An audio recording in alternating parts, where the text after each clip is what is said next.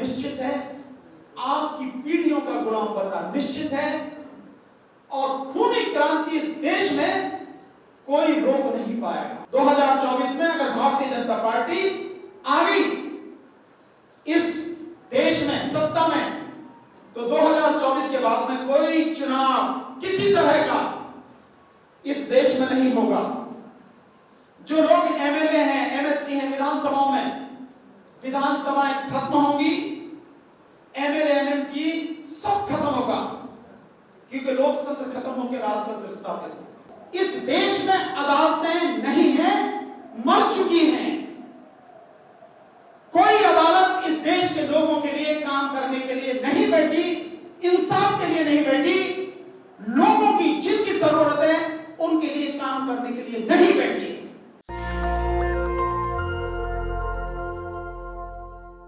मेरी आंखों के सामने की बात है कि उत्तर प्रदेश में किस तरह से ईवीएम में बड़े पैमाने पर घोटाला किया गया, किस तरह से शासन प्रशासन ने, आईएएस अधिकारियों ने, आईपीएस अधिकारियों ने, एसडीएम, एडीएम, कलेक्टर ने गुंडागर्दी के दम पर तकरीबन 87 विधायकों को सपा के गठबंधन के थे उन्हें हराया और बीजेपी के विधायकों को जिताया। और ईवीएम में कितने बड़े पैमाने पर धांधली हुई आपकी कल्पना में नहीं।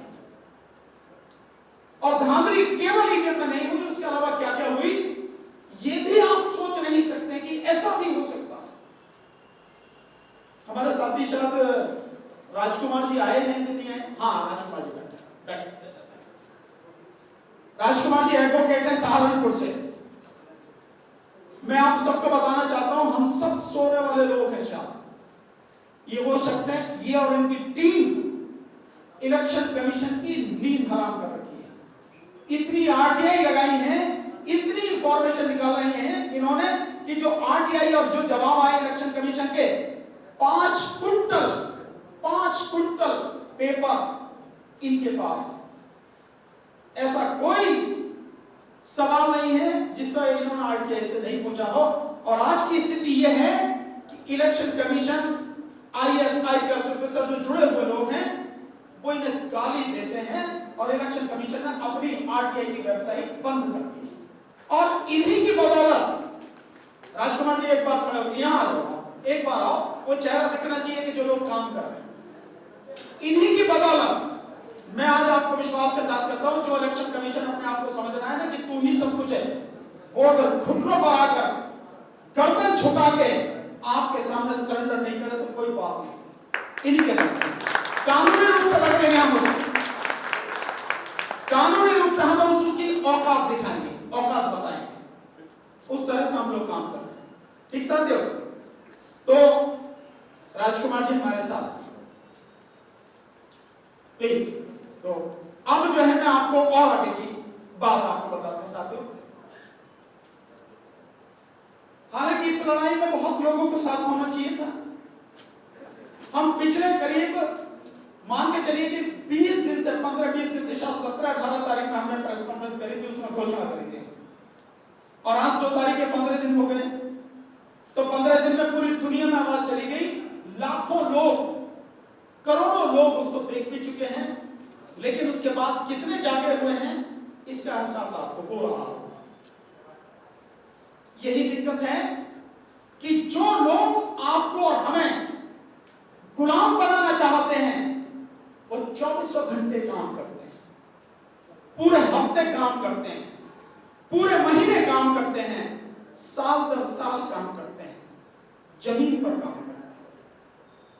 और जिन लोगों की गर्दन काटी जा रही, आइए तो साहब आइए प्लीज, जिन लोगों की गर्दन काटी जा रही है, जिन लोगों के तमाम अधिकार छीने जा रहे हैं, जिन लोगों की आने वाली पीढ़ियों को तबाह करने की पूरी साजिश लगातार काम हो रहा है, जिनकी आने वाली औलादें गुलाम बनाई जाएंगी, वो सब लोग सिर्फ और सिर्फ सो रहे हैं। ये जो समस्या है इसका इलाज क्या है, हमें इसी पर चर्चा करनी है कि इलाज क्या है इस बीमारी का, जिस बीमारी को हम जानते हैं। हमें केवल इलाज पर चर्चा करनी है। इसीलिए जो साथी जिनको हम बुलाएंगे,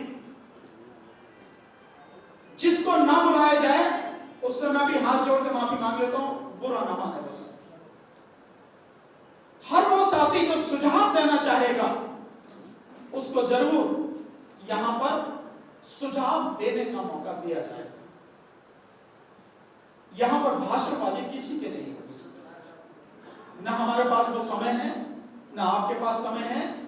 भाषण सुनते सुनते कान पक गए आपके भी और हमारे भी, और देते देते आपके भी और हमारे भी। भाषण का कोई अर्थ नहीं रह गया। समस्या है बहुत गंभीर, इसका इलाज, वो सुझाव चाहिए। ये 2 ही साल हैं आपके पास भी और उनके पास भी, जो मुट्ठी भर लोग हैं इस देश की लगभग 120 करोड़ आबादी को गुलाम बनाना चाहते हैं, उन्हें पूरे उनके अधिकार विहीन कर देना चाहते हैं। तो इस 120 करोड़ आबादी के पास भी और उन मुट्ठी भर लोगों के पास ही बस 2 साल हैं। अगर आप सोते रहे तो आपका गुलाम बनना निश्चित है, आपकी पीढ़ियों का गुलाम बनना निश्चित है, और खूनी क्रांति इस देश में कोई रोक नहीं पाएगा। लेकिन मैं आपको बताता हूं, 2024 में अगर भारतीय जनता पार्टी आ गई इस देश में सत्ता में, तो 2024 के बाद में कोई चुनाव किसी तरह का इस देश में नहीं होगा। जो लोग एमएलए हैं, एमएलसी हैं विधानसभाओं में, विधानसभाएं खत्म होंगी, एमएलए एमएलसी सब खत्म होगा, क्योंकि लोकतंत्र खत्म होकर राजतंत्र स्थापित होगा। तो कुछ नहीं बचेगा। और अगर वो आ जाते हैं तो केवल और केवल पुलिस राज होगा। प्रजातंत्र में केवल पुलिस की जरूरत होती है। प्रजातंत्र में अदालतों की जरूरत नहीं है, पत्रकारों की जरूरत नहीं है, और अदालतों की जरूरत नहीं है तो वकीलों की जरूरत नहीं है। जब राजतंत्र स्थापित है, एक ही जगह से चलना है, तो विधानसभाओं की क्या जरूरत है? तो विधानसभा भी खत्म होनी है। नीचे जो आपकी नगर पालिकाएं हैं, जो आपकी पंचायतें हैं, नगर पंचायतें हैं, सब खत्म होंगी, कुछ बचेगा नहीं। लिख लेना आप, जिस सिस्टमेटिक ढंग से वो लोग काम करते हैं। और इस सब के लिए वो रात दिन काम करते हैं। और जब ये होगा तो शिक्षा भी खत्म होगी। शिक्षा की जरूरत नहीं है। वैसे भी आज की तारीख में शिक्षा ऑलमोस्ट खत्म है। सरकारी स्कूल, सरकारी कॉलेज, उनकी सारी एड बंद की जा रही है, सब बंद किए जा रहे हैं, कुछ नहीं है। और जब ये होगा, और इसके अलावा जो रोजगार हैं वो रोजगार सब खत्म किए जा रहे हैं।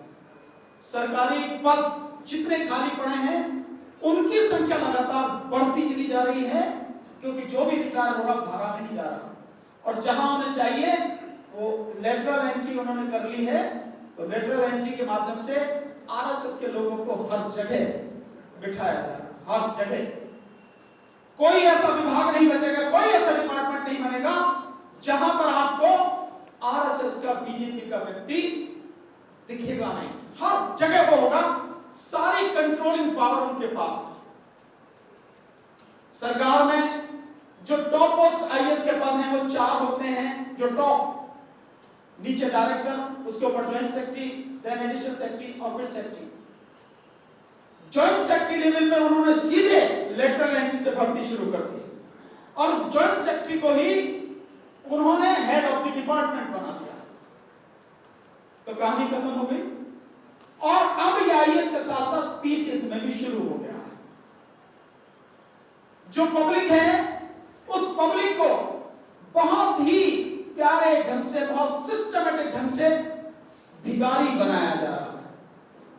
जो गरीबों को अनाज देने वाली बात है, बड़ा ढोल पीटा जाता है जैसे कोई अपनी जेब से दे रहा है। सब आप ही का, हम सबका पैसा है, देश के लोगों का पैसा है, लेकिन दिया जा रहा है। कहा जा रहा है कि हम 80 करोड़ लोगों को दे रहे हैं, लेकिन वो है क्या?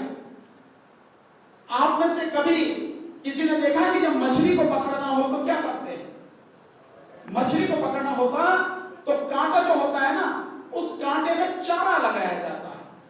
मछली को वो कांटा नहीं दिखता, क्या दिखता है? वो चारा दिखता है। तो ये जो 5 किलो अनाज है, ये वो चारा है जो बीजेपी और आरएसएस का जो कांटा है उसके ऊपर लगा है, जिसमें वो कांटा उसको दिख नहीं रहा। जैसे ही वो चारा खाएगी मछली, वो कांटा उसके गले में फंस जाएगा और उसके बाद मछली को खींच के क्या होगा? मछली का निकाल के उसकी गर्दन काटी जाती है पहले, और फिर उसको भून के तल के खा के खत्म कर दिया जाता है। यही वो चारा है जो फेंका जा रहा है, क्योंकि रोजगार खत्म कर दिए तो लोगों को मूर्ख बनाने के लिए उस चारे का जो इस्तेमाल किया जा रहा है वो तो करना पड़ेगा ना, इसलिए वो चारा इस्तेमाल किया जा रहा है। जो फंसेगा इसमें उसकी मौत निश्चित है, बचेगा नहीं। और क्योंकि 120 करोड़ लोगों को तबाह करना है, उन्हें गुलाम बनाना है, तो कोई भी नहीं बचेगा। जो लोग समझ रहे हैं कि मेरे पास घर बढ़िया है, मकान बढ़िया है, पक्का है, एसी लगा है, पंखा लगा है, पैसे भी पड़े अकाउंट में, जमीन भी है, कुछ भी बचेगा नहीं। सब गिरफ्त में आएंगे। लेकिन एमएलसी के पर्चे फाड़ दिए जाए, एमएलसी का कैंडिडेट अपना पर्चा भरने जा रहा है, उसको पकड़ के पीटा जाए, उसके पर्चे फाड़ दिए जाए, उसके कुर्ते फाड़ दिए जाए, और फिर भी अगर वो किसी तरह से पहुंच जाए उसके बाद उसका पर्चा कैंसिल कर दिया जाए, और एमएलसी को इतना डरा दिया जाए कि नाम वापस ले ले अपना। जो आपको दिख रहा है सुप्रीम कोर्ट को नहीं दिख रहा क्या? जो पूरी दुनिया को दिख रहा है, ये हाई कोर्टों को नहीं दिख रहा, हाई कोर्ट के जजेस को नहीं दिख रहा। जो आम आदमी को दिख रहा है वो क्या इन सारी संस्थाओं को, चुनाव आयोग को नहीं दिख रहा, पुलिस को, प्रशासन को नहीं दिख रहा, पुलिस के सामने ही सब कुछ हो रहा। तो कितनी भयानक स्थिति है कि एमएलसी तक का टिकट नहीं भरने दिया जा रहा। जिला पंचायत और ब्लॉक अध्यक्ष वाली तो सुनते थे, किया भी बीजेपी ने अभी उत्तर प्रदेश में चुनाव हुए तो पूरी तरह से हार गई बैलेट पेपर में। और जब जिला पंचायत के अध्यक्ष चुनने आए और जब ब्लॉक के अध्यक्ष चुनने आए तो शासन प्रशासन की गुंडागर्दी के दम पर 90% सीटें जो है उनके हाथ में चली गई। डिक्लेयर कर दिया, कैंडिडेट को नजरबंद कर दिया, टिकट ही नहीं भरने दिया। लेकिन एमएलसी के पर्चे ना भरने दिए जाए, उन्हें पीटा जाए, ये नजारा पहली बार देखा। इतनी भयानक स्थिति है। अब सोचिए कि अगर उत्तर प्रदेश में सरकार बनानी है तो चुनाव की क्या जरूरत है? मात्र 202 ही सीटों पर तो प्रशासन के माध्यम से गुंडागर्दी करनी है, क्या जरूरत है चुनाव? जब आप 10 एमएलसी पे पर्चे वापस करवा सकते हो, पर्चे फाड़ सकते हो, तो 202 सीटों पर आप टिकट ही ना भरने दो एमएलए को, विधानसभा के चुनाव की क्या जरूरत है? अपने आप चुन के आ जाएंगे निर्विरोध, तो आपके इस चुनाव की भी क्या जरूरत रहेगी? और जो इतने बड़े प्रदेश में हो सकता है वो हर जगह हो सकता है, कहीं भी हो सकता है, ये स्थिति है। लेकिन इसकी जरूरत नहीं पड़ेगी, क्योंकि 2024 में अगर भारतीय जनता पार्टी चुन के आती है, चुनाव नहीं होगा, राजतंत्र स्थापित होगा, मोदी राजा बनेगा, बाकी सब प्रजा गुलाम। ये स्थिति। एक 2024 हमारी सबसे बाहरी सीमा है, उस 2024 तक हमें इस देश से ईवीएम को और बीजेपी को जड़ से उखाड़कर फेंकना है। मैं यही कह रहा हूं आपसे, जड़ से उखाड़कर फेंकना है, ये बाहरी सीमा है। इसके पहले हमें 6 महीने का, 7 महीने का समय हम लेकर चल रहे हैं। लेकिन उस 7 महीने में कौन सी है सीमा? 26 नवंबर 2022 संविधान दिवस, 26 नवंबर 2022, उसको हम अभी एक कहते हैं ना, पहली जो शॉर्ट टर्म पॉलिसी जो है, अल्पकालीन जो योजना है उसमें वो लेके चल रहे हैं। लेकिन इसमें भी हम 2 महीने का समय लेकर चल रहे हैं। उस 2 महीने में हमें काम क्या करना है, ये मैं आपके सामने रखता हूं, और आप इसमें सुधार कीजिए। जो भी सुझाव और बेहतर हो सकते हैं वो सुझाव दीजिए, उसके लिए आप सबको इनवाइट करेंगे। तो मैं क्या करता हूं, हमारी सबसे बड़ी दिक्कत क्या है? दिक्कत है ईवीएम। ईवीएम पर सुप्रीम कोर्ट सुनने को तैयार नहीं। आज भी जिस समय आपसे बात कर रहा हूं, 3 पिटीशन सुप्रीम कोर्ट में पड़ी गई ईवीएम के सिलसिले में। ये जब चुनाव चल रहे थे उसी दौरान डाली गई थी, लेकिन 2 पिटीशन पड़ी हुई है, तीसरी डलने वाली है। किसी पर कोई सुनवाई नहीं, किसी भी तरह की कोई सुनवाई किसी पिटीशन पर सुप्रीम कोर्ट नहीं कर रही। और ये उस समय है जिस समय सुप्रीम कोर्ट अपने आप ये कह चुकी है 8 अक्टूबर 2013 के जजमेंट में पैरा नंबर 27 में कि ईवीएम से free, fair and transparent election संभव नहीं है। आपने देखा होगा इतना बड़ा दुर्भाग्य कि जब कोर्ट ये कह रही है कि इस मशीन से, ये जो मशीन है इससे free, fair and transparent election संभव नहीं है, तो सबसे बढ़िया फैसला क्या था? इस मशीन को हटाओ। यही तो था। सुप्रीम कोर्ट ने वो मशीन नहीं हटाई, उसके साथ में दूसरी मशीन जोड़ दी, ये और मशीन जोड़ दी। है ना मजाक? भाई जो चीज खराब है उसको हटा के बाहर करो ना। जो खराब है उसे आप लगातार लगाए हुए दूसरी मशीन जोड़ दी, ये कहां से सही हुई? और दूसरी मशीन भी जोड़ दी आपने, तो उस मशीन में जो पर्ची निकलती है उनकी गिनती नहीं कर रहे हो आप, और वो पर्ची उसी मशीन में रह जाती है, तो वोट कहां पड़ रही है? वोट तो तभी पड़ेगी ना कि वो जो पर्ची है वो पर्ची मेरे हाथ में आए और उस पर्ची को मैं डिब्बे में डालूं और डिब्बे में से वो वोट काउंट की जाए, तभी तो काउंटिंग होगी। बैलेट पेपर की काउंटिंग कहां से होगी? लेकिन नहीं हो रहा, और सुप्रीम कोर्ट सुनने को तैयार। तो कुछ चीजें आप मान लीजिए, बहुत जरूरी है इनको मानना। इस देश में अदालतें नहीं है। जब तक आप ये नहीं मानोगे ना, तब तक आप अदालतों पर कहीं ना कहीं भरोसा करते रहोगे, अदालतों के जाल में फंसे रहोगे, और अदालतों से आपको कुछ मिलना नहीं। तो आप कुछ भी करने से पहले अपने आप को इस बात पर मजबूत कीजिए, मानिए इस देश में अदालतें नहीं हैं, मर चुकी हैं। कोई अदालत इस देश के लोगों के लिए काम करने के लिए नहीं बैठी, इंसाफ के लिए नहीं बैठी, लोगों की जिनकी जरूरत है उनके लिए काम करने के लिए नहीं बैठी। जब तक हम ये नहीं मानेंगे, जब तक हम उनके जाल में फंसते रहेंगे। दूसरा, इस देश का मीडिया खत्म हो चुका है। 3 लोगों के हाथ में है, अंबानी के और जी न्यूज वाले के, और अब जो बचा कुचा है उससे अडानी खरीदने जा रहा है। दोनों सरकार के लोग हैं, दोनों तीनों लोग, और सारा मीडिया उनके कब्जे में है, और वो पत्रकार नहीं है, वो व्यापारी है, तो मुनाफे के लिए काम करते हैं, मीडिया नहीं। सो मीडिया खत्म।